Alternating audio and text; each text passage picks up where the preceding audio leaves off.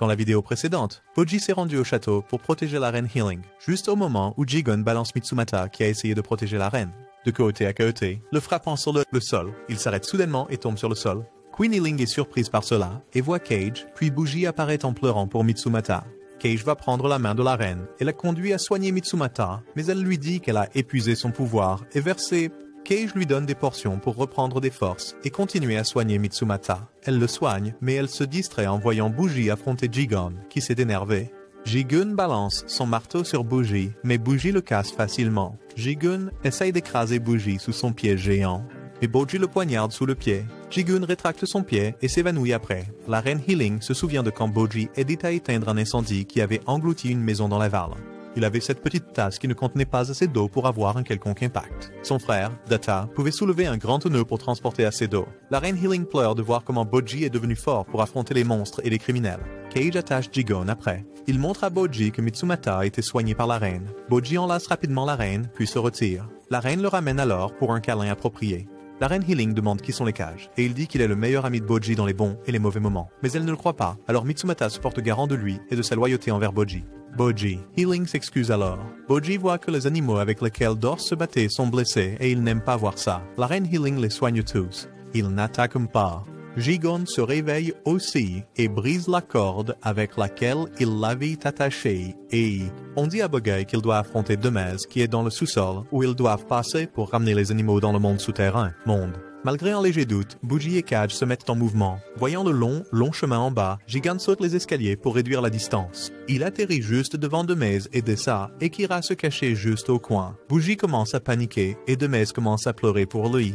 Cage essaie de le réconforter, mais quand il sent son corps, il peut dire que Bojji est submergé par toutes ses émotions négatives. Il commence à blâmer Demas. C'est lui qui a trahi Bojji. Demas essaie de se suicider en sautant des hautes marches où il se tenait.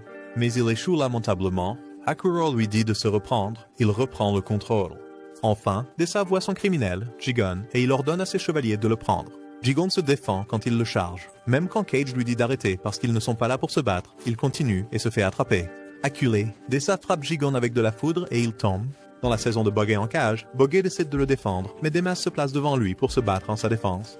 En droit, Cage demande à Dessa ce qu'il fait là. Il explique qu'il veut Miranjo, la personne qui a volé son cristal.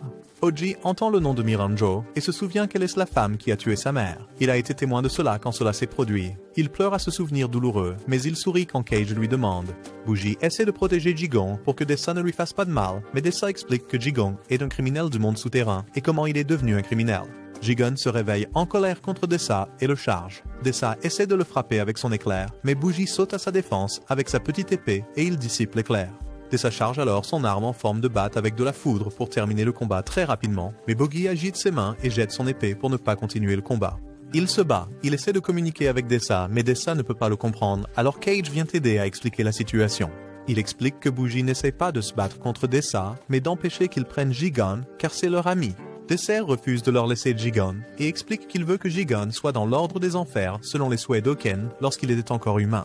Bojji pointe son épée vers Dessa et se tient prêt à se battre contre lui pour Jigon. Jigon se souvient de la gentillesse de Bojji et il lui dit que Bojji a son cœur mais qu'il doit rentrer chez lui. Les animaux que Bojji, Cage et Jigon ramenaient aux enfers se montrent et commencent à attaquer Dessa mais il les arrête facilement. Il leur ordonne, ainsi qu'au reste de ses hommes, de rentrer chez eux.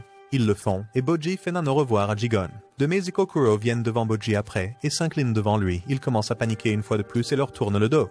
Ils s'excusent, mais seul Cage leur parle. Il demande qui il est, et il dit qu'il est l'ami de Bojji, et Okuro commence à pleurer, soulagé que Bojji n'était pas tout seul tout ce temps. Il avait un ami. Cage avoue également que quand Demaz a poussé Bojji dans le puits, c'est lui qui l'a sauvé. Demez pleure en entendant que Bogey n'a pas été blessé lors de la chute. Cage demande à Bogey s'il peut leur pardonner car ils ne sont pas tous si mauvais. Bojji regarde Demaz une dernière fois, se souvenant de quand il riait avec lui pendant l'entraînement, jusqu'à ce que son visage change lorsqu'il l'a poussé dans le puits. Il continue de paniquer et monte les escaliers pour leur échapper. Cage jure contre Demaz et Okuro avant de suivre Bojji et essaye de le réconforter pour que sa haine pour Demaz ne ronge pas son bon cœur. Il le dépasse dans la course jusqu'au haut des escaliers. Ils sortent et commencent à se disputer sur qui a gagné leur petit jeu amusant. Bogey prend une avance pour une autre course. Il court jusqu'à ce qu'il trouve des pièces qui s'est effondré sur le sol. Il vérifie ses signes vitaux et découvre qu'il est encore vivant et décide de l'emmener à Queen Healing. Il se réveille et leur dit la vérité sur Miranjo. Il leur dit que le plan de Miranjo est de tuer la reine et de détruire le royaume de Boss pour qu'elle et Boss puissent continuer leur voyage ensemble. Il leur dit également qu'elle a aidé Boss à revenir à la vie et que son âme est dans le sang de Data. Corps. Il se lève et essaie d'empêcher Bojji de s'interférer, car son devoir est d'exécuter les ordres de Miranjo. Il voit l'aura de Bougie s'agrandir, et il réalise que Bougie est devenu fort après s'être entraîné sous Despair. Il laisse Bougie et Cage partir et se diriger vers le château pendant qu'elle courir. Cage dit à Boggy qu'il devrait commencer par les criminels puis s'occuper du boss après. Bougie se souvient des moments passés avec son père et commence à paniquer un peu. Cage lui dit de ne pas douter de lui-même et il retrouve sa confiance. Il voit Delkin, qui a été appelé par Miranjo au château. Bojji et Cage le suivent là-bas et voient Alkin et Miranjo ensemble, aux côtés du Marzoku en noir, deux autres criminels du monde souterrain. Bougie et Cage se cachent et assistent à la bagarre entre les quatre. Zoku voit le problème avec Aokin et pousse Black vers l'épée d'Aokin. Black est lacéré et tué. Zoku court vers le mur du château et Bougie le suit pour l'empêcher de s'enfuir. Aokin les suit également jusqu'au sommet du mur. Zoku a peur que ses deux adversaires soient très forts. Mais puisqu'on peut montrer de la miséricorde, il fait semblant de pleurer, ne voulant pas mourir, et il supplie pour obtenir de la miséricorde, afin que Bojji ait pitié de lui. Mais quand Bougie cède, il souffle sa fumée de poison pourpre sur lui. Bougie n'est pas affecté par cela, puisque la race des géants est insensible au poison. Bougie se dresse enfin contre Zoku, mais Zoku saute en bas en voyant qu'Aokin est derrière lui. Il le suit en bas, et avant que Zoku puisse aller nulle part, Bojji le tranche avec sa petite rapière et le lie avec une corde. Alkin descend pour affronter Bojji, et leur combat commence. Avec une vitesse incroyable, Bojji esquive les attaques d'Aokin et riposte en grattant simplement son armure, ce qui le chatouille. Ils continuent à se battre, et cette fois Bougie vise l'épée d'Alkan et la brise en morceaux. Ce mouvement est génial, mais l'épée d'Ochen se répare elle-même parce qu'elle est faite de son sang, et son sang se régénère peu importe quoi. Miranjo dit à Cage que Bougie ne peut pas vaincre Aokin parce que Aokin est immortel, et que la seule façon de ne pas se faire tuer par lui est de s'enfuir. Amira parle à Cage et conseille à Bougie de monter en haut du mur du château. Tout pour éviter le résultat. Il peut maintenant se concentrer sur Zoku, mais alors qu'il descend le mur pour se défendre, Zoku, Cage demande qui est le miroir et la personne lui dit qu'elle est Miranjo. Il menace Miranjo avec un couteau pour avoir causé tout ce désordre, pendant que Bougie continue son combat avec Aokin pour que Aokin ne blesse pas Zoku. Cage essaie d'intervenir, mais Boggy lui dit de s'enfuir, mais Cage refuse. Quand Bougie est fatiguée de tous les combats avec Alkan, Alkan essaie de le frapper, mais une lance est lancée entre les deux. Elle est frappée par la foudre, et cela arrête le combat. Dissoudre le capitaine de l'ordre du monde souterrain de Despat dit à Boggy qu'il s'est bien battu jusqu'à présent, et qu'il devrait l'arrêter maintenant. Cage continue de soutenir que Boggy s'est effectivement bien battu, car il veut s'assurer que personne n'est blessé. Cela fait penser à Miranjo, sa gentille mère, et elle commence à se sentir un peu mieux. Coupable. Okon essaye de se tenir prêt à combattre Despan, le capitaine, mais ses efforts échouent alors il essaye de s'enfuir. Soudainement, Okon est frappé par la foudre de Dessa. Il ne meurt pas de la frappe, il va pour Despat et le capitaine. Le capitaine le combat avec un poignard, mais Alkan le poignarde de toute façon. Despat essaie de combattre Alkan avec son intellect. Tandis qu'il se remémore Oken quand il était encore un frère bien plus humain, Oken lui dit télépathiquement qu'il n'a pas besoin d'être sauvé. Encore. Dispagia a été poignardé dans la poitrine avec l'épée d'Alkan. Voyant Dispa à terre, Bojji se met en colère et se déchaîne pour briser l'armure d'Alkan. Mais Alkan se relève pour continuer le combat et son sang répare son armure et son épée.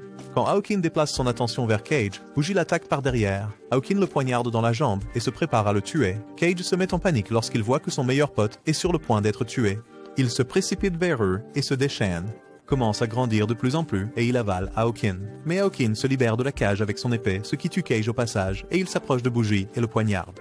Miranjo décide de quitter sa forme de miroir et transfère son âme dans le cadavre de Red, un autre criminel qu'elle a volé aux enfers. Elle va soigner Cage, et, dans le processus, l'espion et Bougie sont transportés dans le royaume entre la vie et la mort pour assister au passage de Cage dans l'au-delà. Cage traverse joyeusement là où sa mère l'appelle, mais Miranjo apparaît et l'arrête. Elle lui demande s'il n'a pas de lien qu'il a laissé derrière lui, et il se souvient soudainement de Bojji. Cage dit à sa mère qu'il ne peut pas la rejoindre encore, car il a une affaire à régler, et sa mère l'encourage. De retour dans le monde vivant, Mitsumata voit un Bojji blessé et commence à paniquer. Alkan le voit et voit de la nourriture. Il l'approche et Mitsu essaie de se défendre, mais Alkan le poignarde et boit son sang. Il essaie de le poignarder une deuxième fois, mais il est arrêté par Biben. Dorch, Demaz et Apier apparaissent également pour aider Biben. Ils font de leur mieux, en commençant par Demaz, mais ils ne peuvent pas abattre Oken. Bougie voit sa mère tout en continuant à assister au passage de Kaid. La mère de Bojji et celle de Miranjo sont toutes deux apparues pour parler avec Miranjo. Et ils la font réaliser qu'elle avait tort tout le temps. Bojji pleure quand il voit sa mère, mais il montre aussi qu'il est heureux. Le spa lui dit que quoi qu'il se passe, ça ne finira pas heureux quand Miranjo crée un vent pour les ramener à la vie. Bojji voit enfin le terrible passé et le traumatisme de Miranjo. Il pleure pour son histoire triste.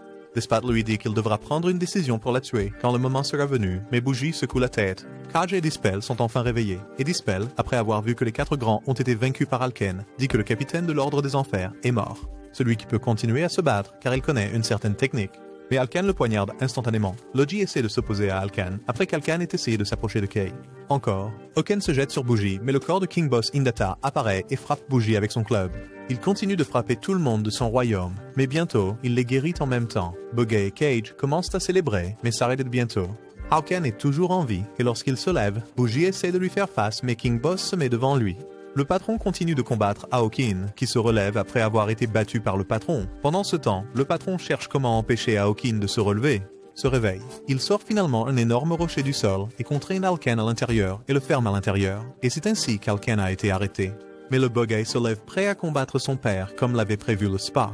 Boss l'ignore et va parler à Miranjo. Elle avoue qu'elle avait tort. Bougie se souvient de son père et de son frère. Il essaye de combattre Boss et les Big Four se tiennent avec lui. Il jure de le protéger, mais il s'avance comme l'homme pour vaincre le roi Boss. Dispa leur dit que le roi patron tuera les hommes s'ils l'affrontent, et leurs morts ne signifieront rien.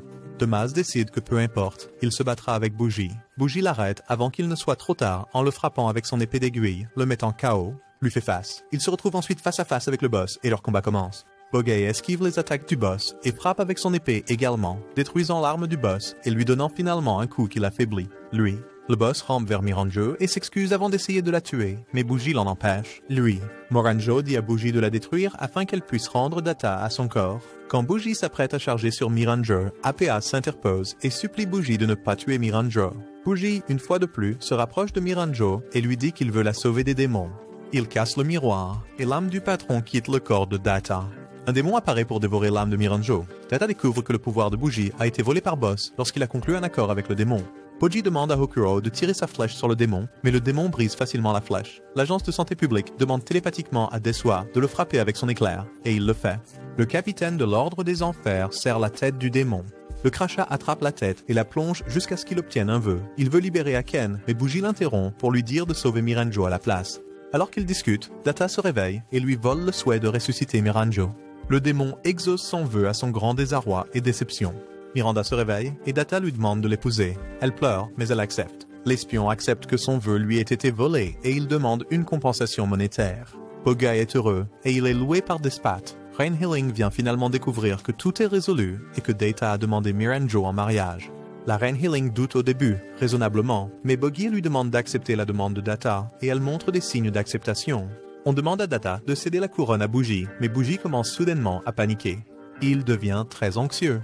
Quand Data demande à Bougie de devenir roi, il refuse parce qu'il ne se croit pas digne. Cage offre à Bougie un jutsu de 1000 ans de mort pour le réconforter et lui redonner confiance. Ils se prosternent tous devant le nouveau roi